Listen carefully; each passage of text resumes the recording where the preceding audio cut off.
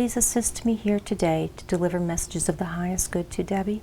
May these messages come through with love, understanding, clarity, and respect. So you do have a father figure that does come through to you. And as we explained earlier, that when we say brother figure, father figure, if it's someone that is that loved you like a father, could be a father-in-law, could be somebody of that nature, or a grandfather figure. But they do come close to you, and actually they were here visiting with me yesterday in anticipation of you coming today. They're so excited that they're tearful. They are very emotional, is what they're showing me, that they were emotional when they were alive, emotional, sensitive type of person. Do you understand that? Yes. They're saying there's been 2 dreams not too long ago that you've had, or someone in your family has had, where they've mentioned the loved ones from the other side. Do you understand that? Mm-hmm. They're acknowledging this as an after-death communication. And the name Al or Albert comes through. Do you understand that? Yeah. What really got me was that my grandfather came through. And he died when I was a senior in high school. Wow. And he was diabetic. He was diabetic for years. But Christmas Eve that year, it was like he bloomed. You know, it wasn't like he was sick anymore. And we made all these plans to go out and do things. And New Year's Eve, the day before New Year's Eve, he died. Wow. Just like that.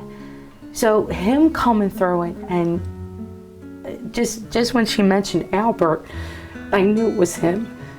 And I was just so glad to hear that too, because I was tight with my stepmother, but my grandfather was everything. So just knowing that he was there means so much. And because I was mad at him for a really long time, because he died. But he's here, and that means so much to me. That's beautiful, Debbie. You know what? That's another gift, right? Yeah.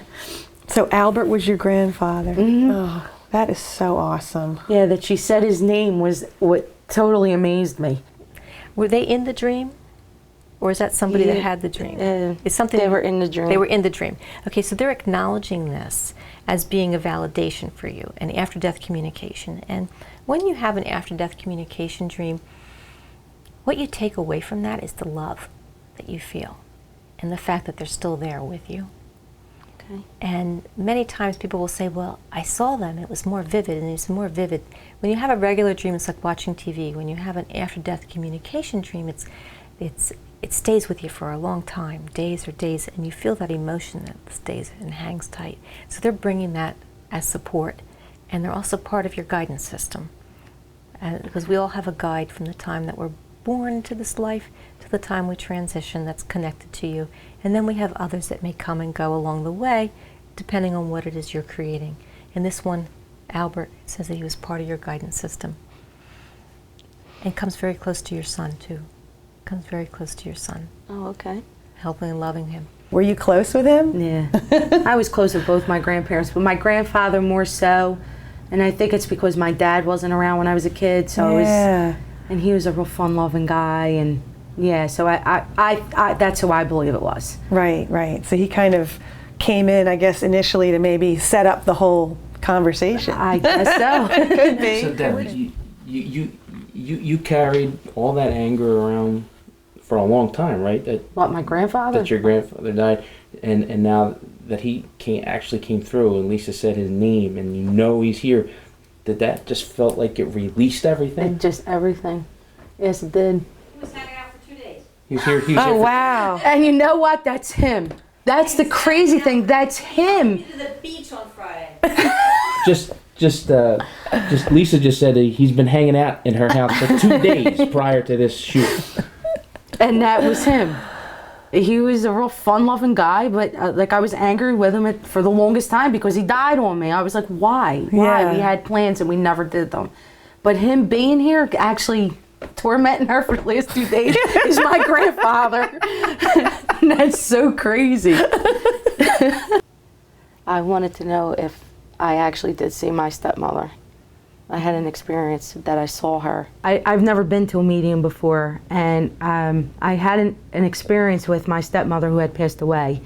And my now husband, him and I were having problems. I went to stay with my father, and at the time my daughter was really, I think maybe she was a year old.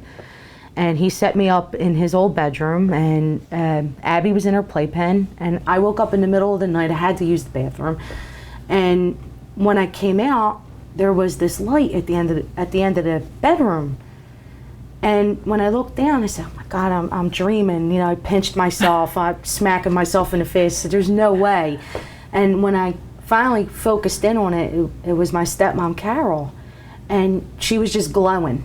You saw her standing there? She was standing, I mean, black hair, you know, ivory skin, and I couldn't believe I was seeing it.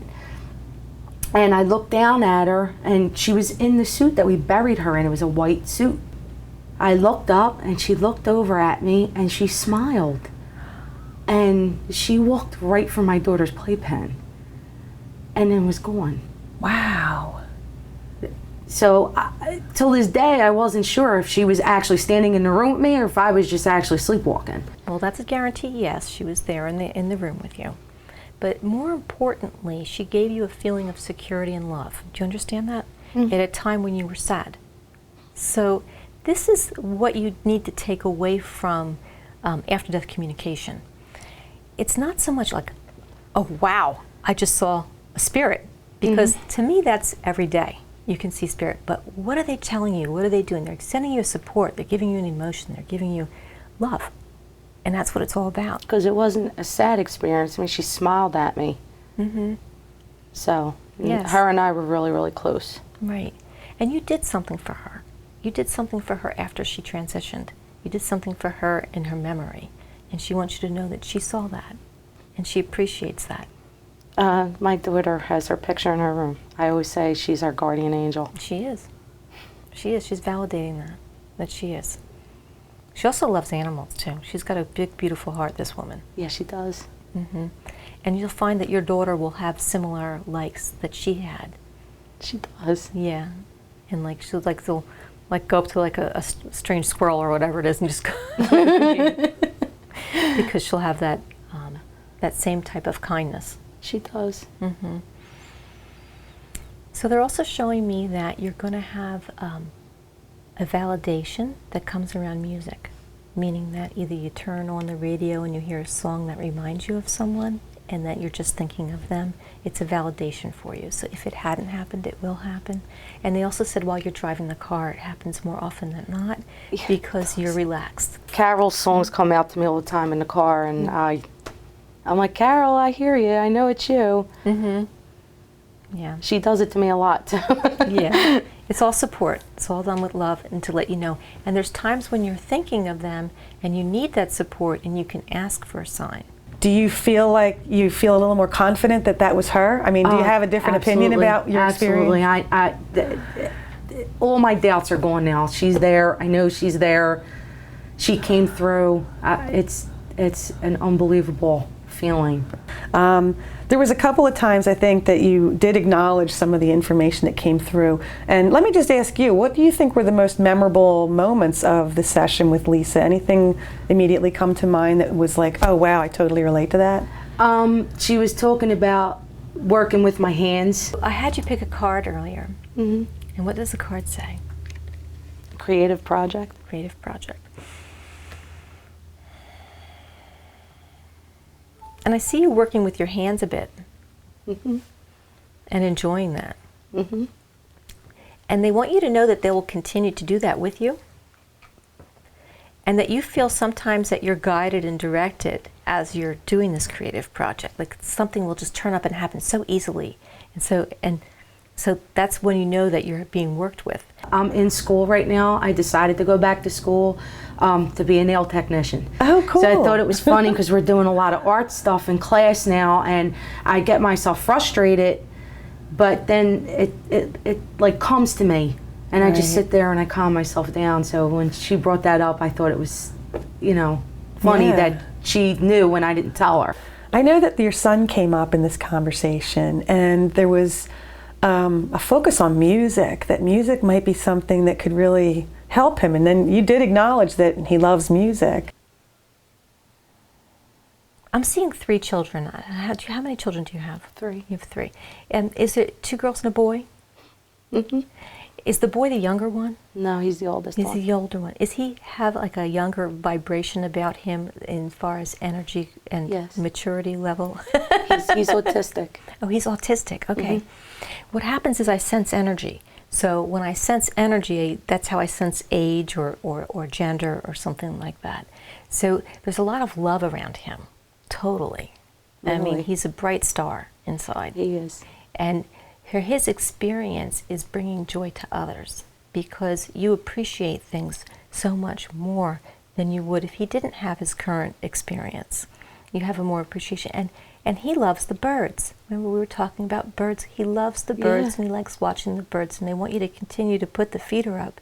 And they said if you did do one of the things like we were talking about hummingbirds earlier, he would just love that because he likes nature, they say. He has a very good relationship with being out in nature. I don't know if you noticed that with being either in a park or it calms him. Because when he's in the middle of other things going on, he seems to get more introverted, but yet when he goes into a place where it's more open and airy, he gets a little bit more relaxed. So Spirit's coming through with that information for you because they also want you to know that they're there for you and with you and helping him and you on your journey together within this experience. He also likes music. Does that make sense to you? Does he play music? No, but he loves music. He might do well with an instrument. Really? Yes. Never thought to try it with him either. Yeah, he might do well with an instrument because the music will have something that he can feel he can do in his own rhythm. He wants drums. And I was thinking drums. Well, I don't know. Put a buffer in a buffer room. But Yeah, really. He does love music. Matter of fact, a few times he wanted to play the drums, and we were kind of like, oh.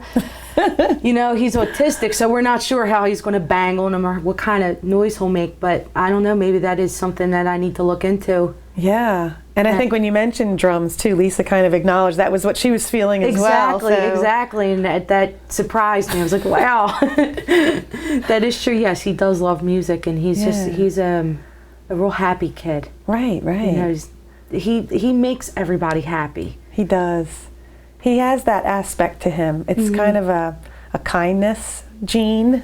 Yeah, and That's how I like I to think think it's of an innocence because of what he has. Yeah. You know, he doesn't have the same things that we have to go through every day, like worrying about bills or, you know, how are we going to eat dinner or whatever. It's that innocent. It's a childlike sense of just engaging the world from a perspective of not worrying. Exactly. And I think that's your message, really, in essence, from him, is to, I know you told me earlier that you're the worrier, but the reason that he's displaying or you're perceiving him to be that way, that he doesn't worry, is again another touchstone or reminder for you to emulate that, to be like him, to try to, you know, immerse yourself in his energy, to feel that way too. Because you can transform your own experience in this world with this newfound knowledge that you've gained, not just from today, but from your family, from the things that are important to you, that mean something to you. And I think that his energy or his role in your life is to help you reconnect with the child within you.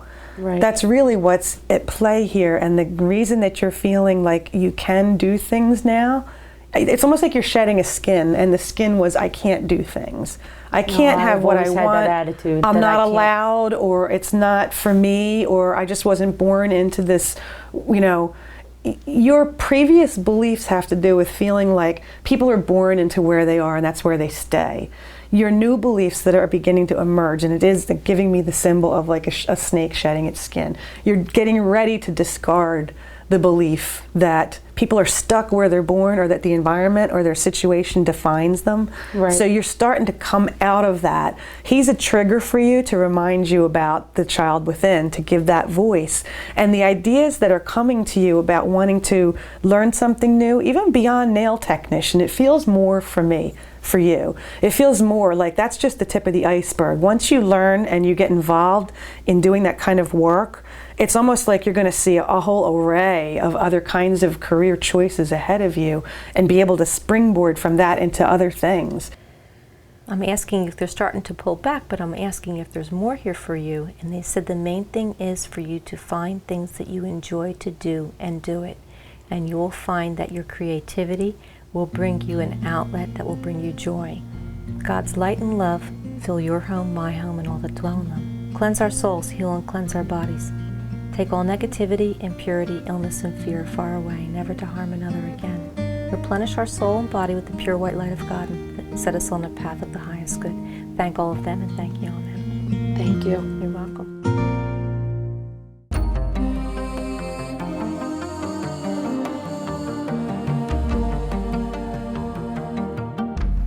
Please assist me here today to deliver messages of the highest good to Janice.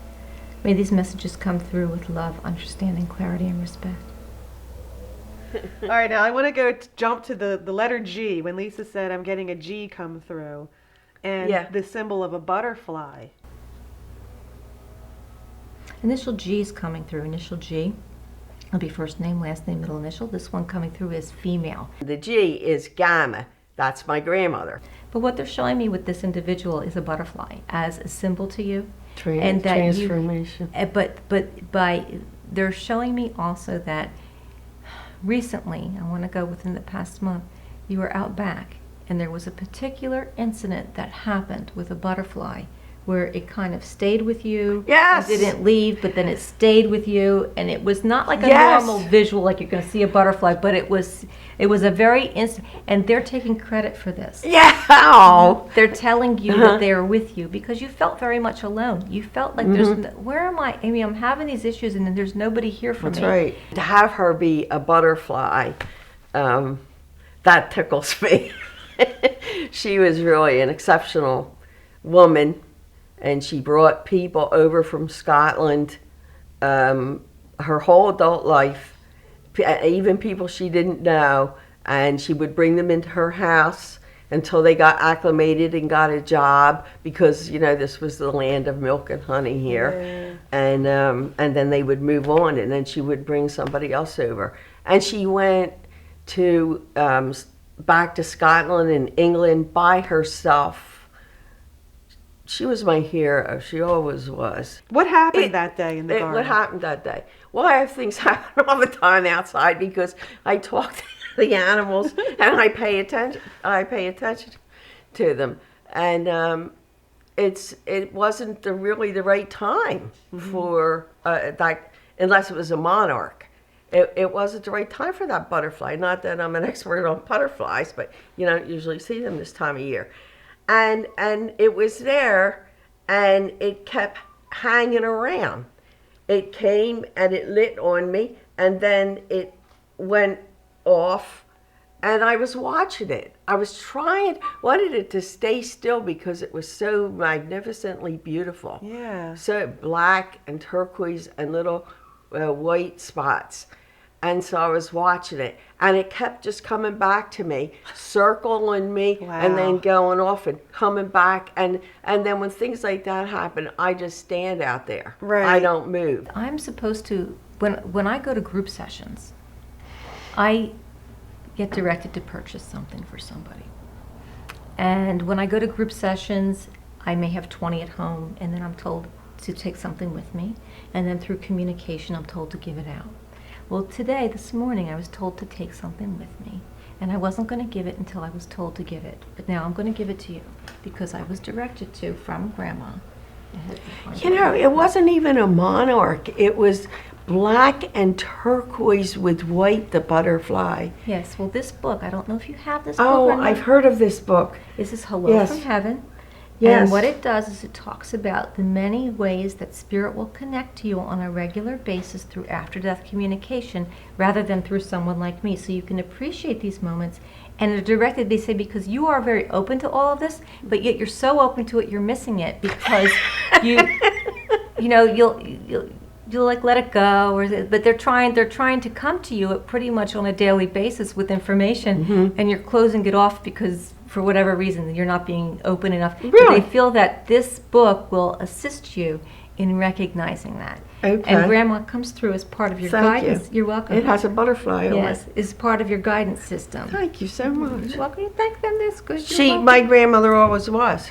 from day one. She Yeah. was my mentor. Yes. Well, she also had similar health issues that you have today. Yes.